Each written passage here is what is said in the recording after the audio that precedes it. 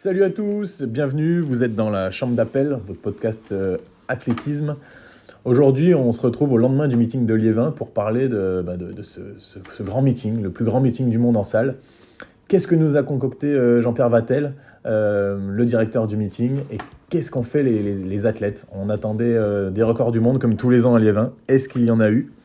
Installez-vous bien, vous êtes dans la chambre d'appel.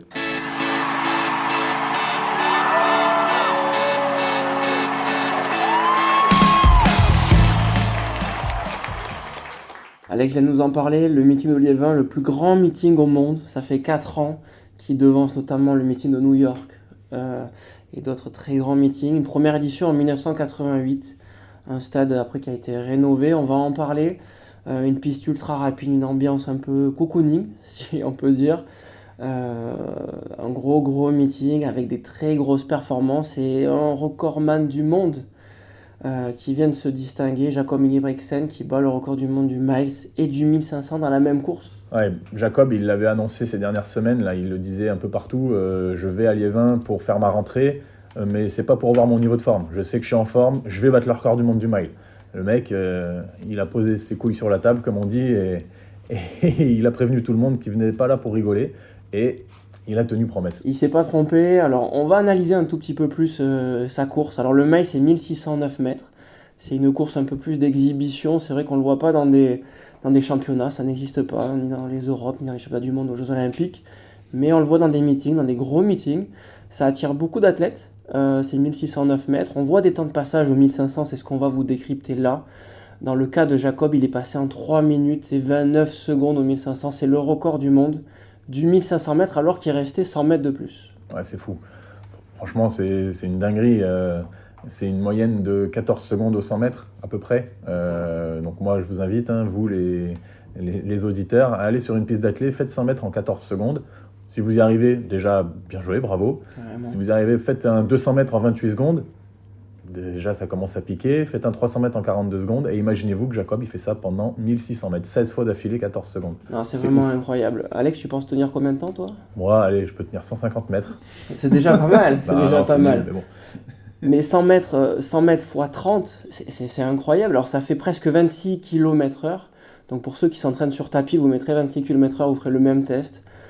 C'est assez hallucinant. L'ancien record du monde, il a été détenu toujours par Jacob. Il avait fait 3 minutes 30 sur 1500. Aujourd'hui, il fait 1609 mètres en 3 minutes 45 secondes. L'ancien record, c'était 3 minutes 46. Ça a été battu il y a quelques jours. Ouais, Nugus au Millrose Game la semaine dernière qui avait fait 3,46 et donc qui avait déjà pris le record du monde à Kejelcha en 3,47. C'est-à-dire que là, en une semaine, on est passé de 3,47,01 à 3,46,63 à 3,45,15. C'est-à-dire qu'on a mis presque 2 secondes au record du monde du miles. Donc, évolution folle.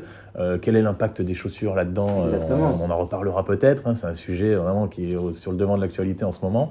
Mais il ne faut pas enlever le mérite aux athlètes. Et Jacob est un très grand athlète et il se fixe des objectifs et souvent il les atteint. Et très, très grand athlète, à seulement 24 ans. Ça, c'est assez incroyable. Alors, Hicham El Guerrouj, le Marocain qui a encore le record du monde du 1500. En extérieur, ouais. En extérieur, 3,26,00. Alors, Jacob s'était approché un peu de ce record il y a 2 ans avec 3,26,73. Alors, on va se poser aussi la question de savoir est-ce qu'il y a une perte de temps entre l'indoor et l'outdoor? Toi, qu'est-ce que tu en penses, Alex, avec cet effet des virages? C'est un peu plus court, un peu plus serré. Si on prend les choses de manière factuelle, on voit que tous les records du monde en extérieur, sur 1500 mètres, sur 3000 mètres, sur 5000 mètres, sont plus rapides en extérieur qu'en intérieur. Donc on est en mesure de dire que oui, quand on court en salle, on va moins vite. Mais là, on voit avec les nouvelles performances, peut-être les nouvelles manières de s'entraîner, la wave light aussi, la lumière qui guide les athlètes. Peut-être que les lièvres aussi sont vraiment de plus en plus forts aussi. Les athlètes sont de plus en plus forts aussi. Les chaussures carbone, évidemment. Et les perfs en salle se rapprochent de plus en plus des perfs en extérieur. Donc ça sera intéressant de voir si les perfs en extérieur vont aussi exploser prochainement. Et pour rebondir sur ce que tu dis, il y a seulement 4 Africains qui ont couru dans le top 20 all-time, qu'on appelle, donc le classement des meilleurs athlètes de tous les temps. Sur ce mile, il y a seulement 4 Africains, alors qu'à l'extérieur, il y en a beaucoup plus. Ça veut dire que peut-être l'entraînement des Africains n'est pas n'est pas fait à l'intérieur. Donc ça peut jouer. Jacob, je sais qu'il a fait des séances à l'intérieur, des séances d'allure. Donc ça peut aussi montrer à quel point les Européens sont meilleurs ou les Américains qui courent beaucoup cette distance-là. Et voilà. Bah, tu l'as dit en préambule, hein, le mile, c'est une distance d'exhibition qu'il n'y a pas en grand championnat. C'est quand même c'est tiré du système métrique américain, donc anglo-saxon. Donc ça se court beaucoup aux États-Unis, c'est une discipline historique aux États-Unis, c'est une institution, il y en a dans tous les meetings. Donc c'est pour ça que je pense qu'on retrouve beaucoup d'Américains dans le top 20 dont tu parles, le top 20 all-time. Et comme tu l'as dit également, il y a à mon avis très peu de salles en Afrique, ils n'en ont pas besoin, ils s'entraînent en extérieur, il fait toujours beau. Alors que quand on va à Boston, à New York ou dans le nord de la France, c'est quand même intéressant d'avoir des salles pour s'entraîner. Donc on devient un peu spécialiste de la salle, les Européens et les Américains, plus que les Africains qui s'entraînent souvent dehors. Complètement. Et pour finir un peu cette analyse un peu des temps de passage, assez incroyable, donc il passe en 2 minutes 20 au 1000 mètres. Alors pour avoir une petite comparaison, le record de France de Mehdi Bala est de 17, mais il s'est arrêté au 1000 mètres. Donc Jacob a seulement 3 secondes de retard et continue, passe en 3,29 au 1500, alors que le record de France est de 3,32, battu par Abdine Abz. Donc il continue 100 mètres de plus, il fait 3,45. Son dernier 100 mètres, il est couru en 13 secondes 56. C'est même pas le record de Alex. Donc c'est pour vous dire un peu que ça va vraiment vite sur les fins de course. C'est assez incroyable. Tu m'en veux pas, Alex, mais c'est la vérité. Non, aucun problème, t'inquiète pas. Juste pour finir et pour conclure sur Jacob, grand homme de record. Il l'a un peu annoncé, il veut détenir les records du monde du 1500 mètres, du 2000 mètres, du 3000 mètres, du miles, du 5000 mètres. C'est un peu un goal qui s'est fixé là, c'est l'objectif de sa fin de carrière, je pense que ça va être de détenir des records du monde, puisqu'il a déjà été champion olympique à Tokyo sur le 1500 mètres, à Paris sur le 5000 mètres. Mais on peut aussi se poser la question, est-ce que cette course au record que fait Jacob ne lui est pas préjudiciable dans les grands championnats? Alors il y a l'équipe qui ont sorti un article là-dessus ces derniers jours, et on voulait un petit peu en parler avec Stéphane aujourd'hui, parce que force est de constater que Jacob, il a fini 4e des Jeux Olympiques sur 1500 mètres, alors qu'il est le recordman du monde en salle du 1500 mètres, qu'il a le record du monde du 2000, qu'il est hyper performant. Et comment ça se fait, à ton avis, Stéphane, que Jacob il ait fini 4e des Jeux à Paris? Alors déjà à Paris, effectivement c'était une course assez incroyable avec de très très grosses performances des Américains qui gagnent. Il est parti sur des bases stratosphériques, il me semble de 3 minutes 24 au 1500, donc c'était des bases pour battre le record du monde, voire l'exploser. Il pensait le faire tout seul, je pense qu'il voulait user ses adversaires en partant beaucoup plus vite que ce qu'ils avaient imaginé. Et bien finalement il s'est fait remonter avec un très gros finish des Américains. Il a fait le lièvre parfait en fait. Il a fait le lièvre parfait, tu l'as exactement dit, il a toujours eu besoin d'un lièvre pour faire ses records, et ben là c'est lui qui a fait le lièvre. Je pense que l'affrontement cet été va être incroyable sur certains meetings. Maintenant on peut le voir aussi, il y a des Africains qui ont refusé de courir sur cette course-là. Il n'y a qu'un Africain d'Afrique du Sud qui s'est aligné sur cette course de miles là à Liévin. C'est bizarre, c'est assez étonnant, c'est la première fois que ça arrive. Donc on peut se poser aussi la question de savoir est-ce qu'ils ne se protègent pas un peu tous afin de l'affronter, Jacob, un peu plus tard dans la saison. Ok, ouais, c'est une bonne question, j'ai pas la réponse là. Je ne l'ai pas non plus, mais on va la poser aux agents des athlètes. Et juste pour rebondir sur un dernier point sur Jacob, El Guérouge, lui, avait fait 3 minutes 48 à l'intérieur en 1997. Et c'est vrai qu'il ne courait pas forcément avec les mêmes chaussures, la même préparation, c'était pas les mêmes objectifs aussi. Donc c'est peut-être pas comparable. Ouais, c'est toujours le problème de comparer les époques et le matériel utilisé.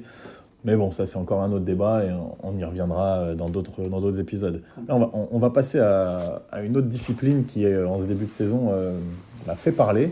C'est le 60 mètres haies masculin et la présence à Liévin, comme toujours, j'ai envie de dire, parce qu'il est là tous les ans, il adore ce meeting, de Grant Holloway.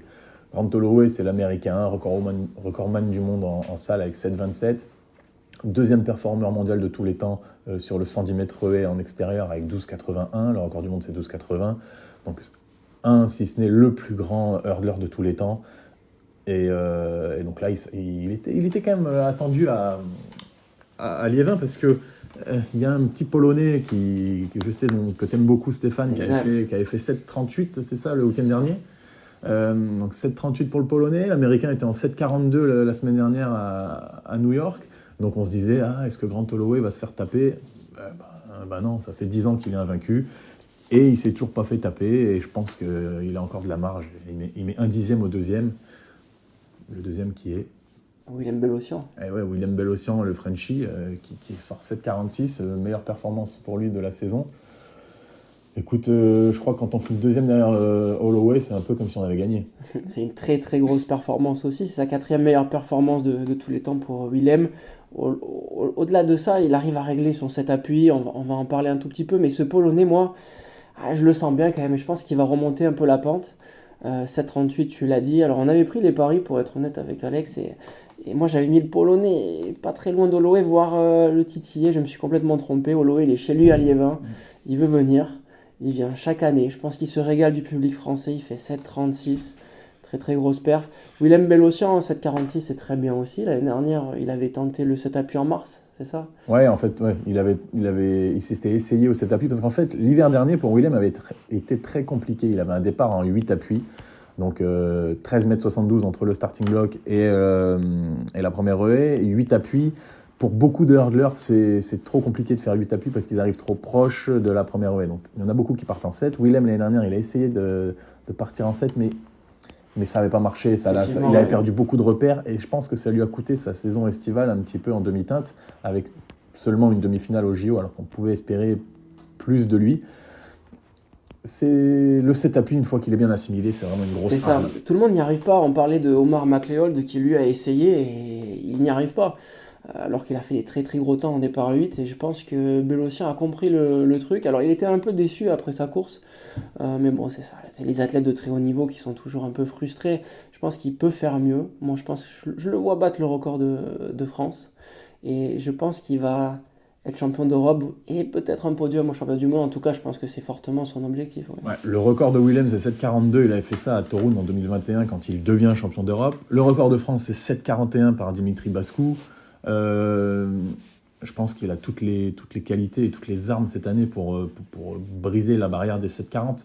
En tout cas, on a hâte de voir ce que ça peut donner et ce que ça va donner aux Europes et aux championnats du monde. Mais quand même, Grand Holloway, 10 ans invaincu. Je ne sais pas si c'est déjà arrivé, en tout cas en épreuve de haie, je ne pense pas. Je crois que sur le 400 mètres haie, il y a un Edwin Moses qui a été invaincu pendant des années et des années. J'ai plus On regardera ça. Le chiffre exact, mais c'était une domination impressionnante aussi. Mais 10 ans sur 60 mètres haie, par contre pas sur 110 mètres haie. Ouais.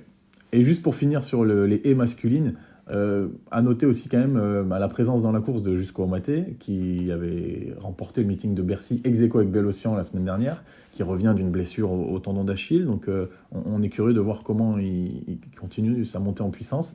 Et là, c'est un petit coup d'arrêt. Il rate sa série, il fait 7,61. On peut se dire, bon, c'est une série, ça arrive. Et en finale, il fait 7,66. Donc là, il rate 2 courses d'affilée. J'espère que tout va bien pour lui et j'espère qu'il va refaire un peu d'énergie et qu'il sera performant le week-end prochain à Miramas pour les championnats de France. Ce sera forcément l'étape majeure avant d'être sélectionné pour les Europes et les mondes. Alors, la fédération n'a pas sorti encore les modalités. Est-ce que ce sera les top 3, tu penses? Je crois qu'il y aura tous ceux qui ont fait les minima. Le juge de paix, ça sera les championnats de France élite. Et ils sont 5 ou 6 déjà à avoir fait les minima sur les haies hautes. Pour les Europes, ouais, effectivement. Donc il va falloir être dans le top 3 aux élites. Hein. Non, on a de suivre ça, surtout sur les haies où il peut y avoir des chutes. Donc on l'a vu par le passé et la tension elle va être palpable et on a hâte de voir ça. Sur les filles, il y a en ce moment quand même quelque chose d'assez incroyable qui est en train de se passer. Que ce soit aux États-Unis ou même en France, on va en parler. Le meeting de Liévin, c'est le plus gros meeting du monde, on le sait, devant New York. Et là, sur 60 mètres haies, on a eu les meilleurs. Il y avait une start list de fou à Liévin avec Akira Nugent. Il y avait Akira Nugent qui est une Jamaïcaine. Il y avait la championne du monde en titre Charlton. Il y avait l'américaine Stark qui a un record en moins de 7,80 et il y avait une française qui est aussi très en forme en ce moment, Laetitia Bapté. Avec Nadine Visser, Ditaji Kambouji, vraiment la start list était assez folle. Et celle qui s'en est le mieux sortie dans tout ça, c'est Akira Nugent avec une meilleure performance mondiale de l'année, 7,75. Elle pique cette meilleure performance mondiale de l'année à Masai Russell, la championne olympique, qui avait fait 7,76 la semaine dernière à New York. Et dans cette course, il y avait Nugent qui avait couru. Mais Nugent, elle avait couru alors qu'elle avait fait un faux départ. Elle avait quand même demandé à courir. Et on n'avait pas eu son chrono, mais on avait vu la course, et elle était juste derrière Russell. Donc on savait qu'elle était en forme, le Gent, et là elle l'a prouvé à Liévin en faisant 7,75. Ouais, effectivement. Alors, pour ceux qui se posent la question depuis l'année dernière, il me semble, ou peut-être de cette année, on a le droit de courir et après, l'avis du juge est révisé ou pas. Révisé ou pas. Mais ça permet aux athlètes qui ont été disqualifiés de peut-être porter réclamation et d'être repêchés. Donc, ça aussi, c'est intéressant de le voir. On va le voir dans différents meetings. Alors, je pense pas qu'au championnat d'Europe ou au championnat du monde ce sera mis en place. Bah, c'était arrivé à Ryan Zezé, je crois. Hein, je crois que c'était à Budapest. Effectivement, En aux 200 demi-finale, mètres, aux 200 ouais, mètres, c'est il ça. avait été accusé d'un faux départ qui était justifié. Et lui, il avait contesté la décision. Il avait demandé à courir quand même. Il avait couru. On avait eu son chrono. On l'avait pris. Mais il n'avait pas été affiché. Il avait été affiché en tant que disqualifié. Mais ça lui permet de faire une course quand même et d'avoir des repères. Et je trouve ça intéressant. C'est intéressant. Je pense aussi surtout à un meeting où la tension est quand même assez présente, donc pourquoi pas. Laetitia Bapté, incroyable. Ouais, la française. Incroyable. Ouais. Performance, elle est en train de progresser. C'est des très gros chronos. Franchement, entre 7,75 et 7,82, ça ne se joue pas à grand-chose. Elle monte en puissance. Ça fait depuis l'année dernière quand même que nous, on la suit particulièrement, même avant. 7,82, très costaud. Deuxième meilleure performance française de tous les temps. Derrière Sirena Samba. Et pour la petite anecdote, Laetitia a battu un record de France. Ouais, c'est le record de France du 50 mètres haies, donc il est pris au passage hein, sur le 60 mètres haies, un peu comme le record du monde du 1500 mètres sur le miles. On met des capteurs pour connaître le chrono de haut temps de passage. Et Laetitia, elle a fait 6,73 au 50 mètres haies, là où Patricia Gérard avait fait 6,76. Donc très grosse partante. Laetitia, de toute façon, on l'a vu hier dans la course avec les autres filles. Elle est avec les autres filles sur les 3-4 premières haies. Et on sent qu'elle est, on en parlait tout à l'heure Stéphane, elle est proche des 2 dernières haies et qu'elle met un petit peu les épaules en arrière Ouais, et un petit coup de frein. elle n'arrive plus à attaquer l'obstacle. Elle est un peu comme Grant Holloway sur ses fins de course, les épaules en arrière, mais c'est des grands gabarits, donc il faut adapter leur fréquence. Et c'est compliqué, c'est vraiment toute la difficulté pour ces athlètes au grand gabarit. Mais elle a quand même battu le record de France de Patricia Girard. C'est pas rien. Et puis là, elle se positionne quand même pour peut-être le titre au championnat d'Europe. En salle qui aura lieu aux Pays-Bas et au championnat du monde il y a peut-être quelque chose à faire parce que là on la voit titiller un peu les meilleurs donc pourquoi pas. Sirena Samba peut-être pas sortir cet hiver, elle n'a pas confirmé en tout cas qu'elle allait participer à des compétitions, donc attendons de la voir un peu cet été. Ouais, je pense que Sirena, bon, vous le savez certainement, elle a changé de lieu d'entraînement et d'entraîneur à nouveau. Donc elle s'entraînait à Orlando, en Floride, avec l'Irlandais Coghlan et Jasmine Camacho-Quinn, la championne olympique de Tokyo. Mais ça n'aura duré qu'un an. On ne sait pas exactement les raisons du départ, mais elle a choisi de changer encore d'entraîneur et de lieu. Elle va au Texas, à Austin, avec Tonya Bufford-Bailey, qui est l'entraîneuse de Gabi Thomas, donc la championne olympique du 200 mètres, et aussi de Tia Jones, une concurrente de Sirena, qui l'année dernière a détenu le record du monde du 60 mètres haies, à égalité avec Delvin Charlton, en 7,67 avant que Charlton fasse 7,65. Donc un groupe d'entraînement avec du très haut niveau. Elle quitte Camacho Queen pour aller s'entraîner avec Tia Jones et Gabi Thomas. Écoutez, on va voir ce que ça porte, si ça porte ses fruits cet été. Là, je pense qu'elle a pris le temps de bien se préparer cet hiver, de bien s'intégrer, de bien s'acclimater à son nouvel environnement. Laetitia Bapté en profite pour briller. On a hâte de les retrouver toutes les deux en confrontation cet été au championnat de France et dans les meetings, et après au championnat du monde. Ouais, ça c'est sûr, et une chose est sûre, c'est qu'on va les suivre de près. Les haies françaises, c'est quand même un niveau assez incroyable, que ce soit chez les garçons ou chez les filles, toujours présents lors des championnats. La prochaine étape, ce seront les championnats de France élite à Miramas. Peut-être quelques meetings juste après, mais les championnats d'Europe ou les championnats du monde. La saison va se finir assez tard pour ces athlètes-là. Et c'est pas plus mal que Sirena se protège un peu, se prépare un peu. Et la saison va être quand même assez longue avec des championnats du monde très tard à Tokyo. Donc je pense que c'est l'objectif en tout cas de Sirena. Ouais, mais bon, pour cet hiver, là, il reste quelques gros meetings. Après ce meeting de Liévin, il va y avoir le meeting de Toruń en Pologne, le meeting de Madrid en Espagne. Et après, on va vite arriver au championnat d'Europe d'Apeldoorn aux Pays-Bas et les championnats du monde qui seront à Nankin en Chine. Et ça sera presque fin mars. Donc il nous reste encore pas mal d'échéances à décortiquer. Voilà, bah écoutez, c'est tout pour aujourd'hui pour nous. On a fait le tour des grosses performances de Liévin. Il y en a eu d'autres, évidemment. On ne peut pas parler de tout et de tout le monde. Mais on se dit rendez-vous pour les prochaines échéances et à très bientôt. Vous étiez dans la chambre d'appel. À bientôt.